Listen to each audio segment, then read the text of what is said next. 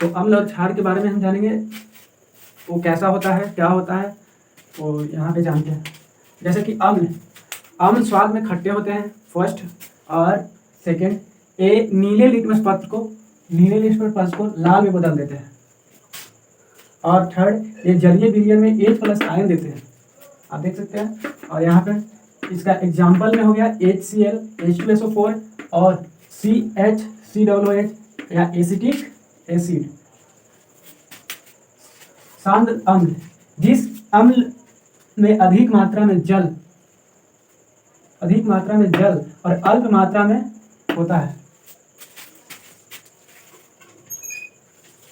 तनु, जिसमें अम्ल की मात्रा और जल की मात्रा में अधिक होता है। ये दोनों समझिए।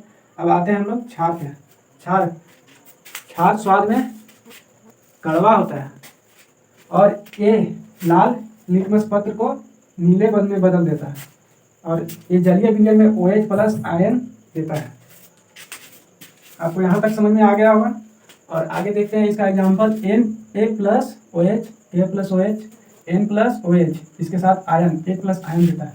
यह क्षार है जो जल में घुलनशील होता है, उसे क्षार कहते हैं। अम्ल किसे कहेंगे?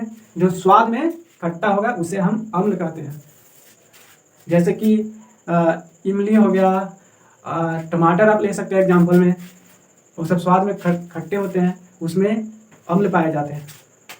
सूचक किसी दिए गए जलीय विलयन को अम्ल या क्षार की उपस्थिति में दर्शाता है।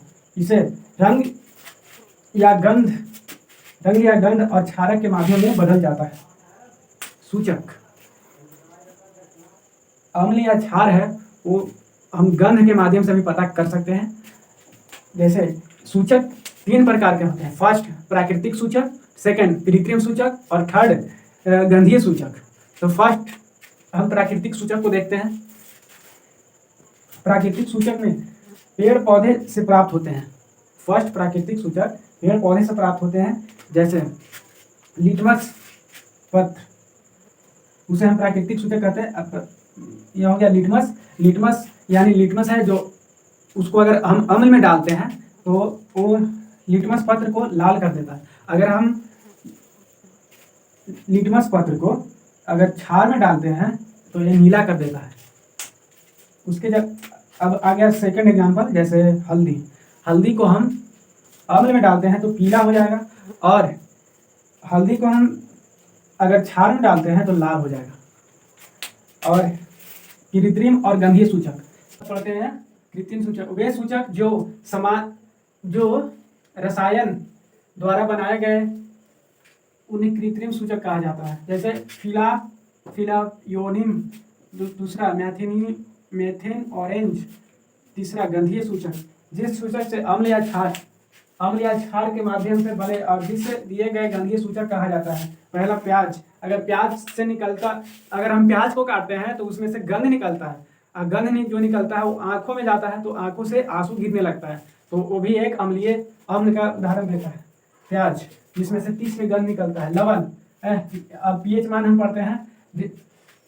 अगर पीएच स्केल अगर एक यहाँ से ले लिया हम और बीच में 7 होता है, पीएच स्केल का मापने का एक यही है पैमाना, जो कि उदासीन होता है, तो उसे हम 7 पे रखते हैं। जैसे कि 1 से लेके हम 12 तक लिए हैं, तो अगर हमारा विलयन 7 है तो उदासीन होगा।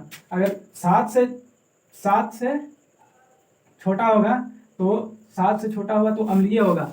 अगर पीएच मान हम यहाँ पे 7 से बड़ा होगा तो यहाँ पे क्षारीय होगा। अगर पीएच मान 7 हो तो आप यहाँ पे उदासीन हो जाएगा। हमारे दैनिक जीवन में पीएच मान का महत्व, हमारे शरीर में 7 या 7.8 पीएच मान चार्ज करता है। वर्षा का जल का पीएच मान जब 5.6 से कम हो जाता है तो अम्लीय वर्षा कहते हैं उसको। और ऐसे तो वर्षा शुद्ध जल अगर हो तो वो उसका पीएच मान 7 होता है, जो उदासीन होता है, और अम्ल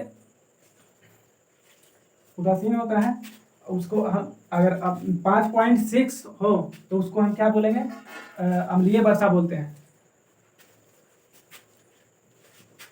और यहाँ मधुमक्खी के डंक में अम्ल छोड़ता है, जिसके कारण बहुत जलन होता है, वो भी अम्ल होता है। और कारण अच्छी उपज के लिए हमारे खेतों का पीएच मान अम्लीय होना चाहिए, जो कि 7 से कम हो। और आज देखते हैं यहाँ पे जो 3rd नंबर पे है, हम लोग अम्ल, क्षार और लवण पढ़ने थे, तो लवण 3rd नंबर पे आता है। तो हम लोग नंबर लवण का डिस्कशन करते हैं। लवण अम्ल और क्षार के साथ मिलकर बनाता है। अम्ल और क्षार के साथ मिलकर बनाता है। क्या बनाता है? तो लवण और जल। जैसे अम्ल हो गया HCl, आप अम्ल, और उसके साथ जिसमें OH लग गया वो क्षार हो गया। और H+ आयन, मतलब कि इसमें H+ आयन देता है कैल्शियम को। अगर नेक्स्ट वीडियो में हम पढ़ाएंगे इसको, अगर तो अम्ल और क्षार, तो NaCl+H2O, यानी कि लवण प्लस जल का निर्माण करता है जो अम्ल और क्षार मिलकर। जैसे सोडियम हाइड्रोक्साइड कुछ अम्ल के उदाहरण है, और व्यंजक चूर्ण, बेकिंग सोडा और धोने वाला सोडा लवण। जैसे कि हम लोग जो कपड़ा साफ करते हैं वो धोने वाला सोडा ही होता है। और प्लास्टर ऑफ पेरिस, ये हो गया लवण। आई होप कि आप इस अम्ल, क्षार और लवण समझ गए होंगे। तब तक के लिए गुड बाय, मिलते हैं नेक्स्ट वीडियो में।